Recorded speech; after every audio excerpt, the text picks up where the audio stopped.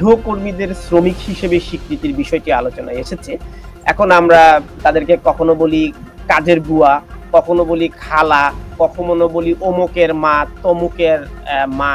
মানে এই যে তাদের শ্রমটিকে আসলে মূল্যায়ন করা হয় না, অথচ বিশেষ করে রাজধানী ঢাকা বলি বা বড় শহরগুলোতে গৃহকর্মী ছাড়া অনেকটাই অসম্ভব। কিন্তু আবার এই দেশে আমরা গৃহকর্মীর কথা চিন্তাই করতে পারি না।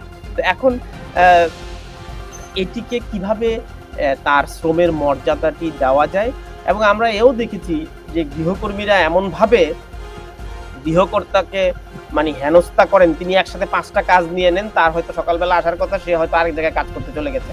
তো এই যে তাদেরকেও যে একটা দায়বদ্ধতার জায়গায় নিয়ে আসা যায় না, এবং তিনি আসলে আসলেন, না আসলে নাই। মানে তারও তো একটা দায়বদ্ধতার জায়গা নেই। আপনি তাকে অ্যাকিউজও করতে পারছেন না। এবং ফোনও ধরল না। মানে সে ১ সপ্তাহ আসলো না বা ২ মাস আসলো না। আপনি তাকে কি করবেন?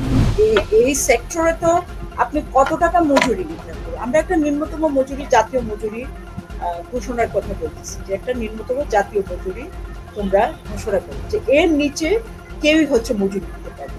কিন্তু কোনো শ্রমিক যদি নিজে চলে যেতে চায়, সেটারও একটা আইন আছে। মালিক যদি ছাঁটাই করতে চায় বা টার্মিনেট করতে চায়, সেটারও একটা আইন আছে।